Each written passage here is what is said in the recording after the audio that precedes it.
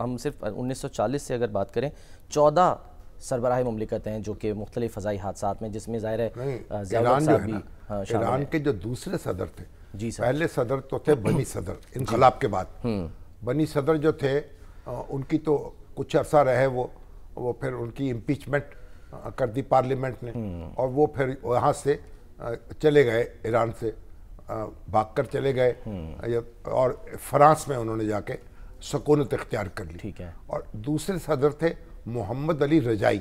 اچھا، تو محمد علی رجائی جو ہے وہ بھی، اور ایران کے وزیر اعظم بھی، وہ ایک بم دھماکہ جو تھا اس میں وہ شہید ہو گئے، اور پھر ایران کی پارلیمنٹ پر بھی حملہ ہوا 7 سال پہلے میرا خیال، آیت اللہ خمینی جو ہیں ان کے مزار پر بھی حملہ ہوا، دہشت گردوں نے حملہ کیا۔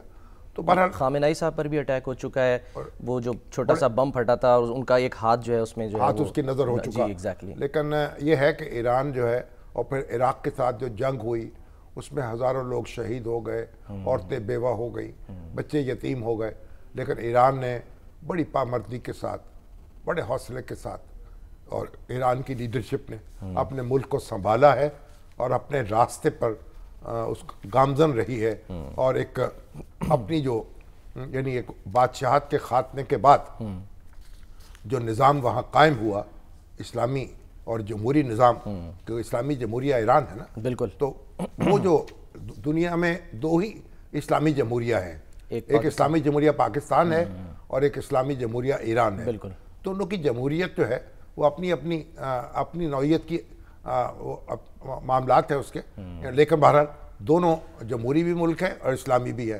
تو ایران جو ہے ہمارے اس کے صدیوں کے ناطے ہیں، ثقافت کے اور لسانی رشتے ہیں۔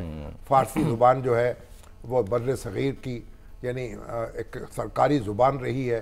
مسلمان جب یہاں حکمران تھے ان کی زبان فارسی تھی، اور فارسی یہاں بولی جاتی رہی اور سرکاری زبان، اور حتیٰ کہ جو پنجاب کا سکھ دربار ہے رنجیت سنگھ کا، اس کی بھی سرکاری زبان فارسی تھی۔ اور ہمارے بچپن تک اور لڑکپن تک تو ہر سکول میں فارسی پڑھائی جاتی تھی، مشاعروں میں فارسی غزلیں سنائی جاتی تھی، اور ہم سب بھی فارسی کی کچھ نہ کچھ شدھ بدھ رکھتے تھے، کچھ سنتے تھے، کچھ سمجھتے تھے۔ لیکن آہستہ آہستہ فارسی زبان جو ہے ہم یہاں سے اس کا اثرات کم ہوئے ہیں، اور یہ ایک افسوسناک بات ہے۔ فارسی جو ہے ہمیں افغانستان سے بھی جوڑتی ہے، افغانستان کی زبان دری ہے، وہ بھی فارسی کے قریب ہے، اور ایران سے بھی جوڑتی ہے، اور سینٹرل ایشیا میں بھی فارسی زبان جو ہے وہ ہم کہیں نہ کہیں اور سمجھی جاتی ہے۔ تو ایک ایسی زبان تھی جس نے ایک علاقہ اس کے جوڑ رکھا تھا۔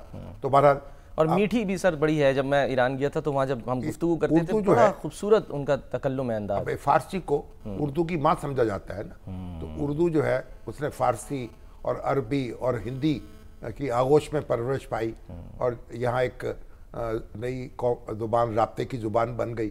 تو بہرحال ایران کے لوگوں کو اور عوام کو اللہ تعالیٰ حوصلہ دے، اور وہ اپنا سفر جاری رکھیں، اور ان کا ملک جو ہے وہ آگے بڑھتا رہے، اور جو حاسد ہیں ان کی نظریں جو ہے اللہ تعالیٰ ان کو کیا کہیں، ان کو نظر بد سے بچائے۔ چلیں سر، آمین کہتے ہیں۔